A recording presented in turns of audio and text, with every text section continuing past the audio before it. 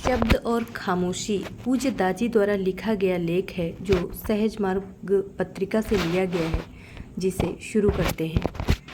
मैं आपके साथ शब्दों और खामोशी की शक्ति पर अपने कुछ विचार साझा करना चाहूँगा।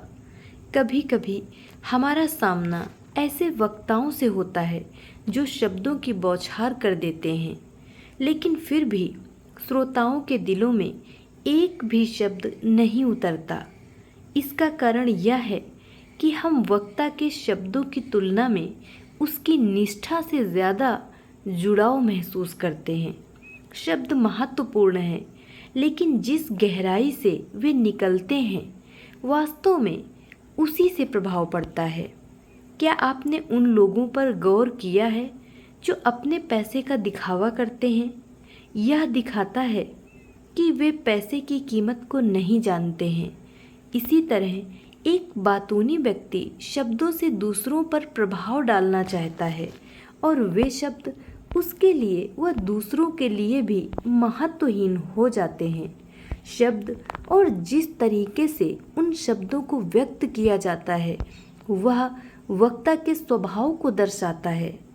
उसकी अंतहीन और जोरदार बहस से खुद को साबित करने की आदत केवल उसके अंदर पनप रही हीन भावना का संकेत देती है। ऐसे व्यक्ति को समझने के लिए बहुत अधिक संवेदनशीलता की आवश्यकता नहीं होती है।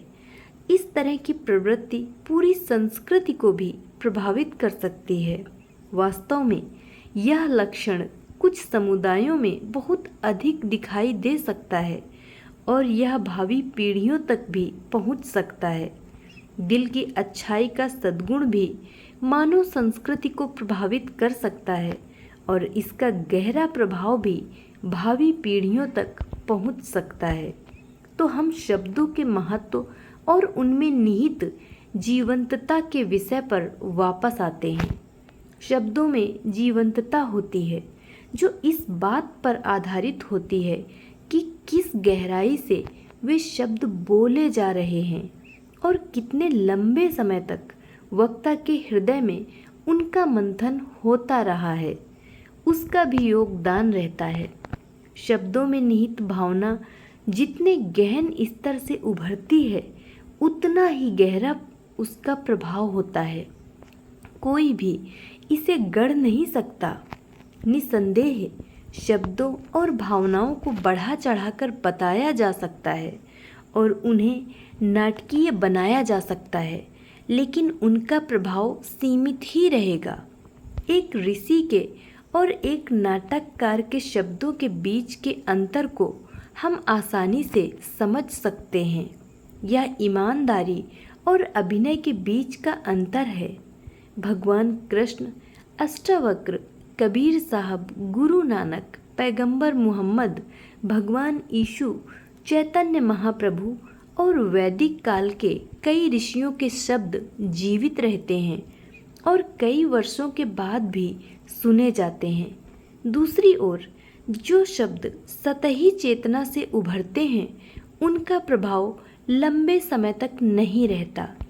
उन पर ध्यान नहीं दिया जाता। जैसे ही वे मुंह से बाहर निकलते हैं तुरंत ही सब उन शब्दों को भूल जाते हैं।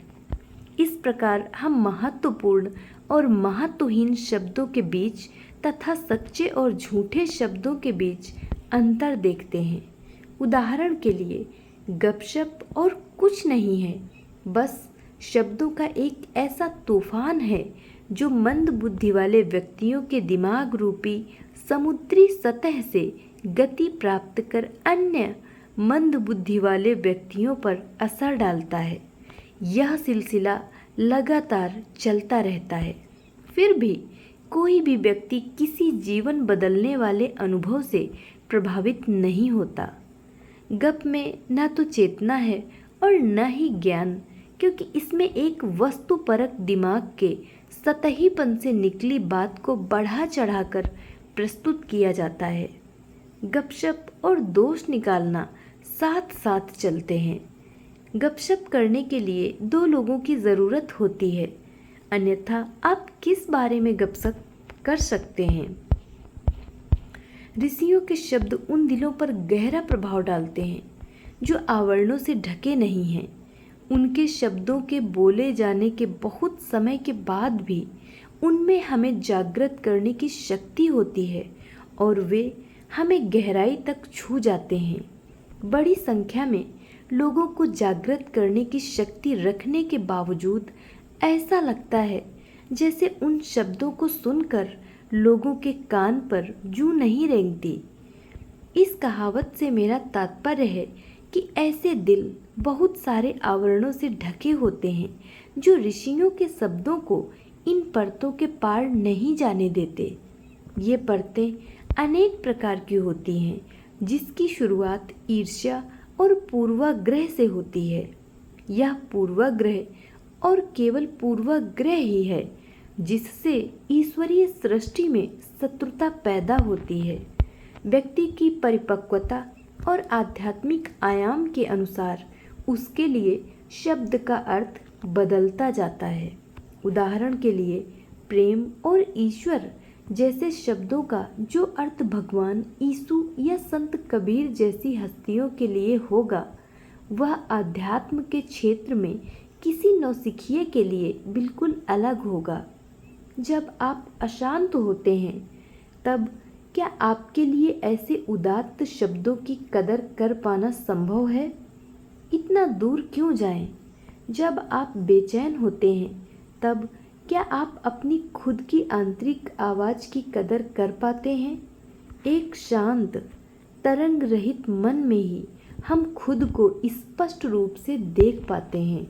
एक शांत मन में विचारों और भावनाओं का प्रतिबिंब बिल्कुल साफ होता है। एक अच्छी कहानी है जो शायद आपने सुनी होगी, लेकिन फिर भी मैं इसे साझा करूंगा। एक बार भगवान बुद्ध अपने कुछ शिष्यों के साथ यात्रा कर रहे थे। एक नहर के पास से गुजरते हुए भगवान बुद्ध ने अपने सभी शिष्यों से कहा, मुझे प्यास लगी है। गोविंद, उनका नया शिष्य, नहर पर गया। गोविंद को इस बात का एहसास नहीं था कि ठीक उसी समय एक बैलगाड़ी उस नहर के पार गई थी। इस कारण पानी मैला और गंदा हो गया था। गोविंद ने सोचा, मैं अपने भगवान को ऐसा पानी कैसे दे सकता हूँ। इसलिए वह निराश होकर लौट आया और भगवान बुद्ध से कहा, पानी पीने योग्य नहीं है। लगभग आधे घंटे के बाद भगवान बुद्ध ने फिर से पानी मांगा। गोविंद ने वापस जाकर पाया कि पानी अभी भी पीने योग्य नहीं था। इसलिए उसने लौटकर भगवान बुद्ध को सूचित किया। कुछ समय बाद भगवान बुद्ध ने गोविंद को फिर से नहर पर जाने को कहा। गोविंद यह देखकर आश्चर्यचकित रह गया कि मिट्टी नीचे बैठ गई थी और पानी अब पीने योग्य था। उसने उसे जीवन की कई स्थितियों में भी प्रयासहीन होने की आवश्यकता होती है। क्रोध पर प्रतिक्रिया करने से मन में तरंगे उत्पन्न हो सकती हैं, लेकिन आधा एक घंटे के लिए यदि हम उन्हें शांत होने दें तो इससे उन्हें खत्म करने में मदद मिलेगी। अच्छे शब्दों को हृदय की खामोशी में रहकर सुनना बहुत से रहस्यों को उद्घाटित करने की कुंजी है। इससे उन शब्दों के आदर्शों को आत्मसात करना और उसके बाद कार्यान्वित करना सबसे सहज प्रक्रिया बन जाती है। जैसे जैसे हम उन आदर्शों के अनुसार जीते हैं, वो अब हमारे कर्मों के माध्यम से व्यक्त होते हैं। उससे जो शांति और आशीर्वाद मिलता है वह हमारे हृदय को पिघला सकता है। इसके विपरीत आक्रामक रहकर और मौन रहने जैसे गुणों की कदर न करके हम बहुत कुछ खो देते हैं। सबसे पहले तो उस अवसर को पहचानने की क्षमता खो देते हैं जो आपको उस समय मिल रहा था। अक्सर जल्दबाजी में होने वाले बोले गए शब्दों की वजह के बाद में पछतावा होता है और हम वही गलती बार बार दोहराते हैं। मैं ऐसे क्यों बोलता रहता हूँ? महत्वपूर्ण कार्य के लिए किसी व्यक्ति को नियुक्त करने से पहले मैं उसके शारीरिक हाव भाव ध्यान से देखता हूँ।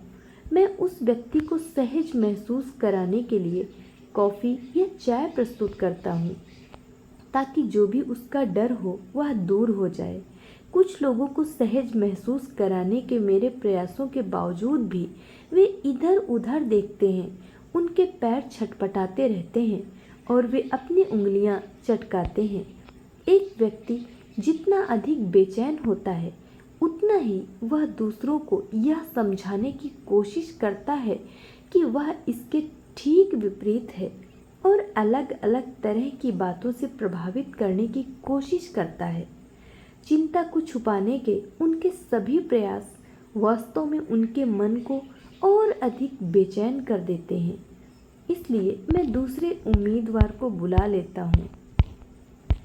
क्या सभी परेशान करने वाले प्रभावों से स्वयं को दूर रखना संभव है? हम उन सभी परिस्थितियों से बच नहीं सकते जो सामान्यतः एक शांत रहने वाले मस्तिष्क में लहरें पैदा करती हैं। चाहे वे परिस्थितियां आंतरिक हों या बाहरी, विचार हमें सही पथ से दूर भी ले जा सकते हैं या वे हमारी मदद भी कर सकते हैं। कभी कभी कुछ प्रेरणादायक स्थितियां होती हैं जो यात्रा को आगे बढ़ाती हैं। कोई आश्चर्य नहीं कि विभिन्न युगों के ऋषि मुनियों ने इस जीवन को संसार सागर कहा है। एक पल के लिए एक दृश्य की कल्पना करें कि समुद्र पर एक नाव है। क्या यह कभी भी संभव होगा कि वह नाव लहरों का सामना न करे? यदि उसे स्थायी रूप से बंदरगाह पर भी रखा जाता है, तब भी उसे लहरों का सामना तो करना ही होगा।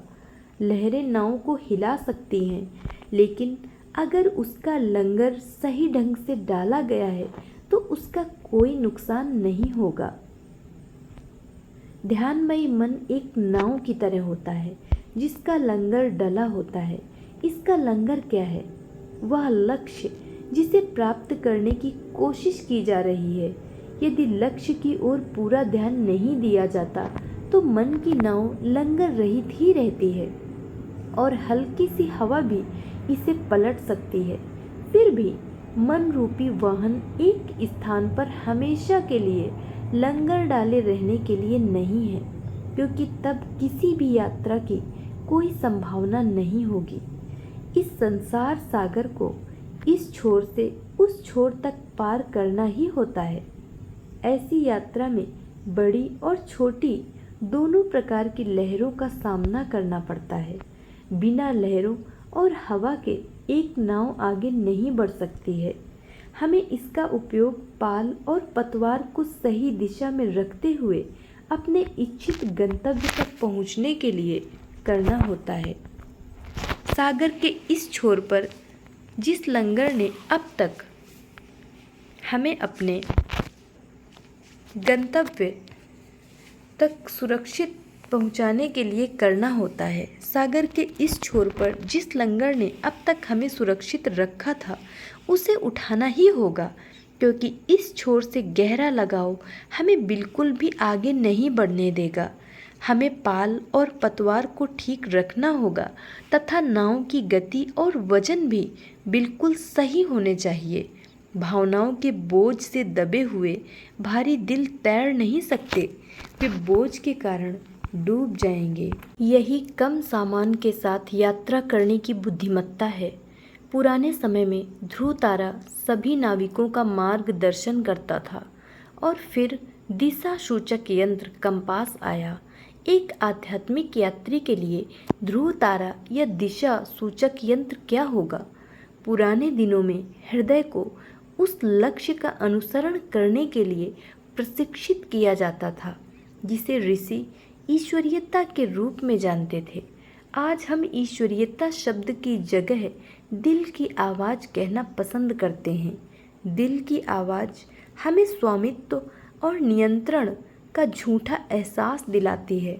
यह मेरी आवाज़ है, मेरे दिल की आवाज़ है, परंतु अंत में अपने दिल की आवाज़ का सचमुच अनुसरण करके हमारी अंतरात्मा उस फर्क को ज़रूर कम कर देगी और इस बात को पुनः पुष्टि करेगी कि ईश्वरीयता और शुद्ध अंतरात्मा वाले दिल की आवाज़ में कोई फर्क नहीं है।